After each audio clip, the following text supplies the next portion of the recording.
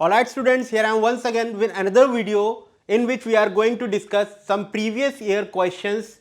Those are very important for you. So please be with me and be with me till the last of this video. चलिए शुरू करते हैं बच्चों. देखिए first question क्या है. From the given options select the figure of speech poetic device used in the expression. So first of all आपको ये ध्यान रखना है कि previous years में हर ईयर में अब तक जितना भी हमारे क्वेश्चन सीयूईटी के पेपर हुए हैं, क्वेश्चन पेपर प्रीवियस ईयर में आए हैं, जो भी एग्जाम लिए गए उसमें पोएटिक डिवाइस से 2 या 3 से ज़्यादा क्वेश्चंस पूछे गए. पोएटिक डिवाइस की अगर हम बात करें तो पोएटिक डिवाइस वही चीज़ है जो हिंदी में हम अलंकार पढ़ते हैं. तो हिंदी में जो अलंकार है वही इंग्लिश में पोएटिक डिवाइस या उन्हीं को हम फिगर ऑफ स्पीच कहते हैं. तो चलिए देखते हैं पहला क्वेश्चन क्या है हमारा. Far fetched fantasies of a tender mind. अब ये जो लाइन लिखी गई है बच्चों, ये क्या है. इसके अंदर आप ध्यान से देखो एफ एफ और एफ, ये तीनों इस सेंटेंस के अंदर क्या हुई है, रिपीट हुई है. तो कभी भी किसी सेंटेंस के अंदर अगर हमारा कोई कॉन्सोनेंट साउंड रिपीट होता है, कॉन्सोनेंट वर्ड रिपीट होता है 2 से ज्यादा बार, 1 2 2 से ज्यादा बार रिपीट होता है, तो इसका मतलब वहां पर हमारा जो फिगर ऑफ स्पीच बनता है वो एलिट्रेशन बनता है. सो सिमिली नहीं होगा, यहां पर पर्सनिफिकेशन नहीं होगा, यहां का आंसर होगा एलिट्रेशन, ऑक्सीमोरन नहीं होगा. ठीक है, तो यहां जो इसका आंसर है वो क्या है, एलिट्रेशन. सो ये बात आपको, ये क्या होते हैं इसको भूल जाओ अभी. आपको सिर्फ इतना ध्यान रखना है कि जो मैं आपको समझा रहा हूं कि कभी भी किसी सेंटेंस के अंदर अगर आपका कॉन्सोनेंट 1 2 से ज्यादा बार रिपीट होता है तो इसका मतलब वहां पर क्या है, फिगर ऑफ स्पीच, एलिट्रेशन. चलिए नेक्स्ट देखिए. Rearrange the given phrase to make a meaningful sentence. This is called sentence rearrangement. इसमें क्या करेगा वो, आपको एक पूरे सेंटेंस को क्या करेगा, आपको मतलब डिफरेंट पार्ट्स में उसको तोड़ देगा और वो डिफरेंट वे में रख देगा और उसको आपको क्या करना है, एक कंप्लीट सेंटेंस, मीनिंगफुल सेंटेंस बनाना है. सो ये बहुत सिंपल होता है, आप देख लीजिए एक बार. अभी हमें क्या करना है, हमारे पास 1 2 3 4 ऑप्शन है, ए बी सी डी. अब हमें क्या करना है कि हमें सबसे पहले ये देखना है कि हमारा सबसे पहला सेंटेंस कौन सा हो सकता है. तो हमें मालूम है विच से कभी कोई सेंटेंस शुरू नहीं होगा. ये विच जो है ये किसी पहले वाले सेंटेंस को क्या कर रहा है, रेफर कर रहा है, तो ये पहला सेंटेंस नहीं हो सकता. तो डी आंसर हमारा शुरू में नहीं आ सकता. उसके बाद the number of villages in each state, हाँ यहां से शुरू हो सकता है, तो एक ये हो सकता है. 2B से कभी शुरू नहीं होता, तो ये भी हमारा पहले नहीं हो सकता. और ये है द रिसर्चर कलेक्टेड, यानी पता हमारा या तो सी में से एक है या ए में से एक है. तो अब ये देख लेते हैं कि the number of villages in each state. अब ईच स्टेट की बात कर रहा है तो इससे पहले कोई ना कोई बात की गई होगी, तो इसका मतलब हमारा जो सबसे पहला ऑप्शन बनेगा वो ए बनेगा. तो अब हम देख लेते हैं कि ए से कौन से ऑप्शन रिलेटेड है बच्चों.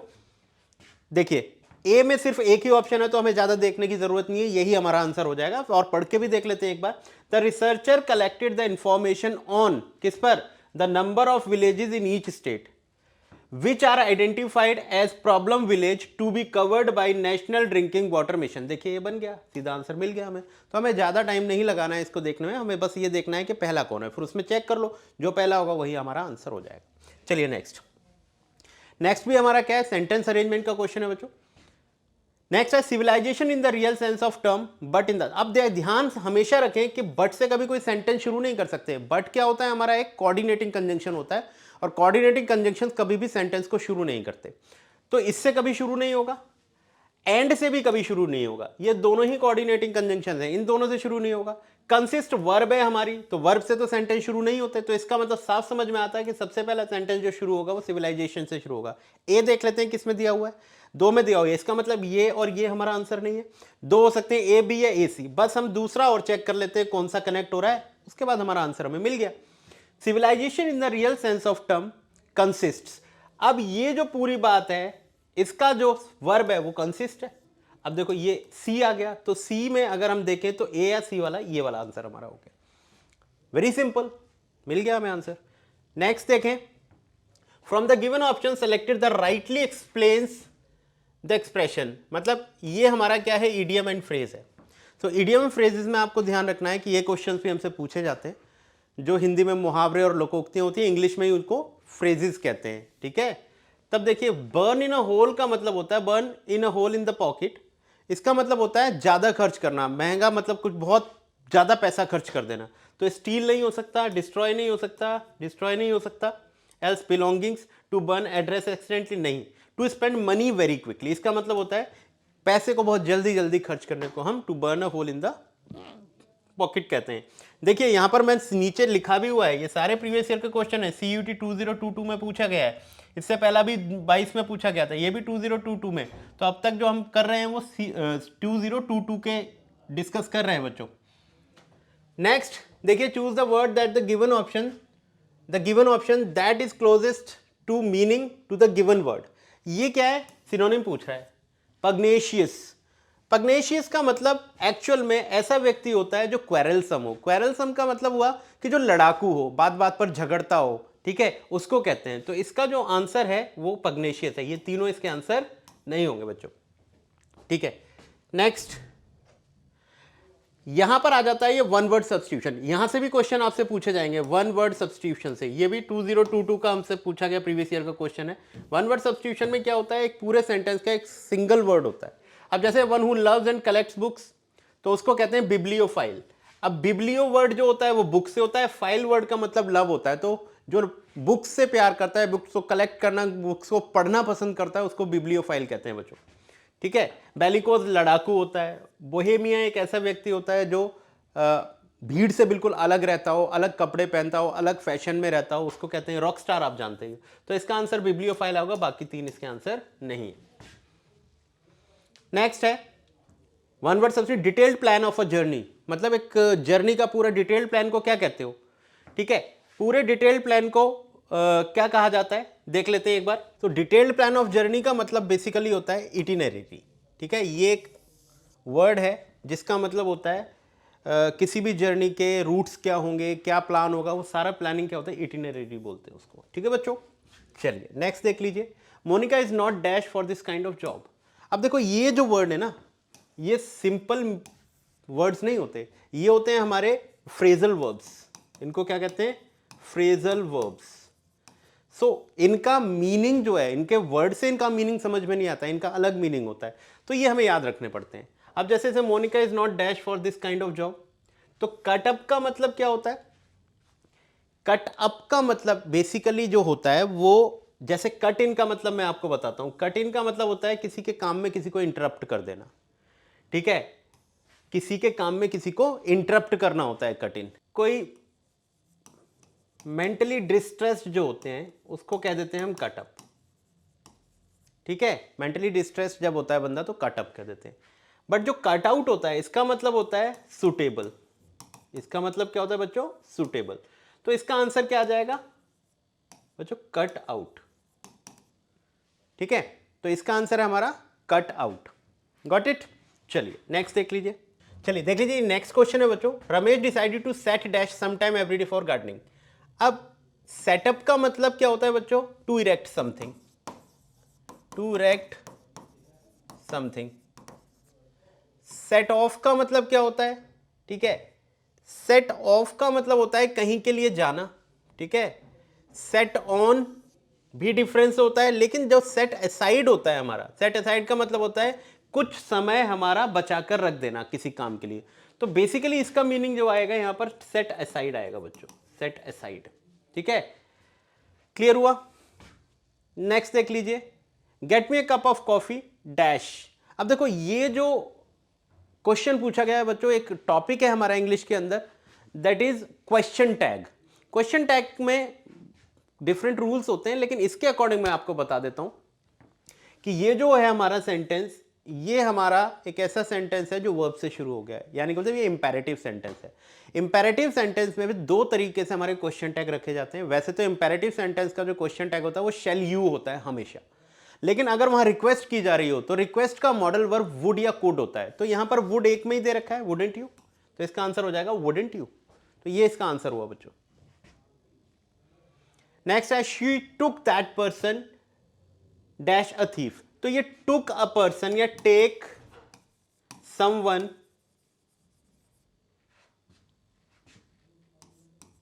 फॉर, ये एक फ्रेज होता है, मतलब टेक समवन फॉर, ठीक है। मतलब किसी को गलती से कुछ और समझ लेना, तो उसके लिए समवन फॉर आता है, तो टुक दैट पर्सन फॉर आ जाएगा बच्चों। इसका आंसर क्या है? फॉर। ये एक फ्रेजल वर्ब है जिसका मतलब है किसी को गलती से कुछ मान लेना। What it. Next, if you suffer from fever the best remedy lies. Lies एक वर्ब होता है, ठीक है। लाइज के साथ हमेशा इन प्रीपोजिशन का यूज होता है, लाइज इन, तो इसका आंसर बच्चों इन होगा। ये प्रीपोजिशन से भी आपसे क्वेश्चन पूछेंगे वो लोग। Next, the book has passed dash 15 editions. Passed by is a different thing. पास्ड बाय मतलब किसी के बगल से होकर निकल जाना। पास्ड ऑन किसी को मतलब एक जगह से दूसरी तरफ दे देना।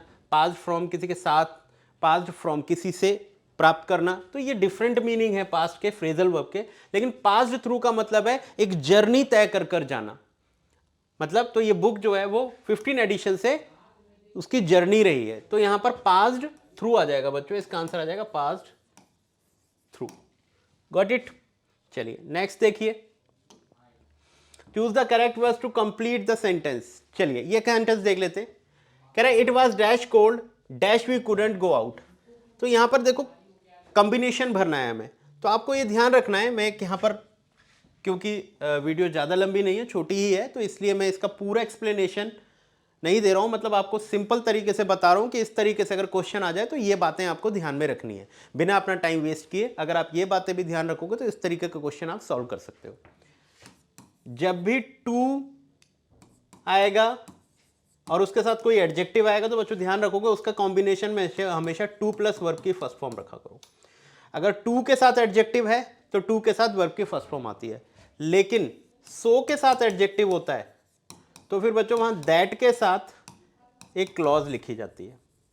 तो ये आप कॉम्बिनेशन ध्यान रखोगे तो पेपर में आएगा तो आप कर लोगे। अब यहां कॉम्बिनेशन किसका बन रहा है?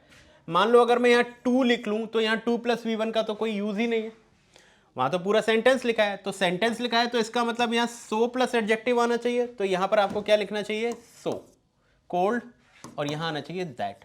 तो यहां पर हमारे पास ऑप्शन है सो दैट का, तो ये इसका आंसर ये हो जाएगा। आई थिंक ये बात आपको समझ में आई होगी, ठीक है। चलिए नेक्स्ट देखते हैं। Choose the correct words to complete the sentence. अब इस सेंटेंस को कंप्लीट करना है, इसको करेक्ट वर्ड लिखना है।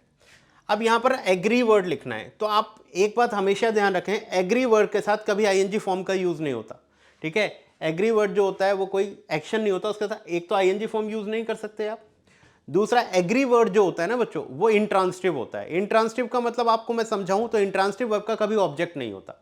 यानी कि मतलब अगर कोई सब्जेक्ट एक्शन कर रहा है, उस एक्शन को अगर कोई रिसीव कर रहा है, तो जो एक्शन का रिसीवर होता है ना वो ऑब्जेक्ट होता है बेटा। तो इस एक्शन का अगर रिसीवर है तो ही इसका पैसिव बनाया जा सकता है। लेकिन एग्री वर्ड क्या होता है? इसका कोई भी रिसीवर नहीं होता, इसका सब्जेक्ट ही इसका रिसीवर होता है। सो इसका कोई ऑब्जेक्ट नहीं हो सकता। अगर इसका कोई ऑब्जेक्ट नहीं तो हमें मालूम है जिसका ऑब्जेक्ट नहीं होता उसका पैसिव नहीं बनाया जा सकता। तो देखो ये पैसिव बनाकर लिखा हुआ है, इसके साथ वैसे भी सिंगल फॉर्म आ ही नहीं सकती, इज एग्री हो नहीं सकता, तो ये ऐसे गलत हो गया। ये पैसिव बन गया इसलिए गलत हो गया, तो इसके साथ हमेशा क्या लगेगा? एग्रीज। Got it. चलिए next, my uncle dash tomorrow for sure. इसमें गैप का हो जाएगा थोड़ा सा बच्चों, ये गैप है थोड़ा सा। माई uncle dash tomorrow for sure. अब इस क्वेश्चन को लेकर मैं श्योर हूं कि आप लोग विल अराइव लगा दोगे। विल के साथ वैसे अराइव्ड आता नहीं है, यहां से अगर मैं डी हटा दूं तो आप कंफ्यूज हो जाओगे। यहां पर विल अराइव आए लगाना है, क्योंकि टुमारो देखते हैं विल अराइव लगा दोगे, लेकिन विल अराइव आएगा नहीं। कारण है क्योंकि विल में विल हमेशा हाई प्रोबेबिलिटी के लिए लगाया जाता है। हाई प्रोबेबिलिटी, क्या ध्यान रखेंगे बच्चों? विल हमेशा हाई प्रोबेबिलिटी के लिए लगाया जाएगा। लेकिन वो तो आगे बोल रहा है ना फॉर श्योर, तो यहां प्रोबेबिलिटी नहीं है, यहां श्योरिटी है। तो जब भी फ्यूचर को श्योरिटी बनाओगे आप तो हमेशा उसमें प्रेजेंट कॉन्टिन्यूअस टेंस लगाया करो। तो यहां हो जाएगा my uncle is arriving tomorrow for sure, ठीक है। तो आपको यह ध्यान रखना है, विल के साथ हमेशा हम हाई प्रोबेबिलिटी को बताते हैं, लेकिन अगर फ्यूचर में कोई प्रोबेबिलिटी शो ना करके श्योरिटी शो करते हो आप, तो श्योरिटी शो करने के लिए प्रेजेंट कॉन्टिन्यूअस या प्रेजेंट इंडेफिनिट टेंस का यूज होता है। Got it. वैसे तो अराइव्स हो सकता था, लेकिन माय अंकल जो है वो सिंगुलर सब्जेक्ट में अराइव्स होता तो हम मानते, लेकिन ये गलत हो गया। तो यहां आना चाहिए इज अराइविंग बच्चों। नेक्स्ट देखिए, choose the correct option for the use of the use करने के लिए इसमें करेक्ट ऑप्शन क्या है। अब तुम कहोगे सर इसमें करेक्ट ऑप्शन कैसे करें, तो ये एक बात मैं समझा देता हूं, यहां पर कंफ्यूज हो जाता है बच्चा। ये क्वेश्चन भले ही तुम्हें बहुत इजी लगता हो लेकिन ये बड़ा कंफ्यूजिंग क्वेश्चन है। लेकिन अब जो मैं बात बता रहा हूं, अगर ये बात ध्यान रखोगे तो इसमें कभी कंफ्यूजन नहीं होगा। पहली बात तो किसी भी कंट्री के नाम से पहले आर्टिकल द का यूज कभी नहीं होता। लेकिन आप कहोगे सर ये तो सारी कंट्रीज ही हैं, ऑब्वियसली कंट्रीज हैं। कंट्रीज के नाम से पहले द लगाने में 3 वजह होती हैं, वो 3 वजह में से मैं एक वजह आपको बता रहा हूं जिससे आपको आंसर मिल जाएगा। बाकी 2 वजह कभी दूसरा कभी कोई वीडियो लाऊंगा तो मैं इसमें समझाऊंगा आपको। कंट्री के नाम से पहले एक वजह होती है द लगाने की, अगर किसी भी कंट्री का नाम प्लूरल फॉर्म में होता है तो उसके साथ द लगाया करो। अब इसमें प्लूरल फॉर्म में सिर्फ एक ही कंट्री है, नीदरलैंड्स, बाकी नहीं है, इनमें नहीं आएगा। बात क्लियर हुई आप लोगों को ये? तो ये बात ध्यान रखेंगे आप। चलिए नेक्स्ट है, choose the correct word to fill the blank. We dash in London but now we live in Delhi. अब देखो वो ये कह रहा है बट लगा दिया, अभी वो कहां रह रहे हैं? दिल्ली में, लेकिन इससे पहले वो कहां रहते थे? बोल रहा है लंदन में। अब यहां पर 2 बातें हैं, हम यहां लिव्ड भी लगा सकते हैं और यहां हम यूज्ड टू भी लगा सकते हैं, ये दोनों तो गलत हो गए। लेकिन आप कहोगे सर अब ऐसे कैसे पता लगे लिव्ड लगाएं या यूज्ड टू, तो आपको ये ध्यान रखना है लिव्ड इस वजह से हम यहां काट देंगे क्योंकि लिव्ड में आप ये कभी नहीं बता सकते कि ये काम वहां पर पहले कभी हुआ है, ठीक है। अब यूज्ड टू क्या है? यूज्ड टू का मतलब होता है एक तरीके से हैबिट बताना, ठीक है। तो आपको ये ध्यान रखना है कि यहां पर आप यूज्ड टू लगा दो। रहा करते थे का मतलब है ये आपका एक लॉन्ग स्पेन में टाइम था, लेकिन लिव्ड का यूज नहीं करोगे आप, ठीक है। लिव्ड मत करो, सीधा लिखो we use to live in London. As a habit बता दिया उन्होंने, पास्ट में हम रहा करते थे वहां पर। लिव्ड जो होता है वो एक्चुअल में उसमें एक्शन जो होता है वो 1 टाइम भी हो सकता है और मेनी टाइम भी, तो इसलिए यहां पर ये ना लिख के हमें यूज टू लिखना चाहिए। Got it? नेक्स्ट फिर हमारा फिगर ऑफ स्पीच का क्वेश्चन है। नेक्स्ट है far far from gusty waves. Again F F F, यानी कि मतलब यहां पर हमारा जो कॉन्सोनेंट वर्ड है वो अगेन अगेन क्या हो रहा है? रिपीट हो रहा है। रिपीट हो रहा है तो एलिट्रेशन, ये तीनों नहीं है, ठीक है। चलिए नेक्स्ट देखिए। चलिए ये हमारे क्वेश्चंस थे जो यहां पर खत्म हो गए। ये कुछ क्वेश्चंस थे जो प्रीवियस ईयर के लाया था मैं, ताकि आपको इन क्वेश्चंस का लेवल पता लग सके और आपको पता लगे से कि भाई किस किस टॉपिक से क्वेश्चन किस टाइप से पूछे गए थे प्रीवियस ईयर में, तो उसी तरीके से आप प्रिपरेशन करें। इस तरीके के क्वेश्चन मैं नेक्स्ट वीडियोस में भी लाता रहूँगा, तो आप बस हमारी वीडियोस को देखते रहें, सब्सक्राइब करते रहें, उन्होंने शेयर करते रहें। ये एक्चुअल में ये हमारा क्या है, आपका टेलीग्राम का हमारा CUT 2024 है, आप इसको ज्वाइन कर सकते हैं। व्हाट्सएप कम्युनिटी का हमारा ये नंबर है, एग्जाम बूस्टर नाम CUT 2024 से, ठीक है। इंस्टाग्राम आईडी हमारी FP एग्जाम प्रेप, और हमारा फेसबुक का जो वो है आपका FP एग्जाम प्रेप। तो आप इसको भी लिख के हमें ज्वाइन कर सकते हैं। यहाँ पर हम डे टू डे या रेगुलर बेसिस पर आपको कुछ ना कुछ प्रोवाइड करते रहेंगे, तो आप इसके साथ भी हमसे जुड़ सकते हैं। तो आज की वीडियो में बच्चों इतना ही, मिलते हैं नेक्स्ट वीडियो में। Thank you for watching, thank you so much.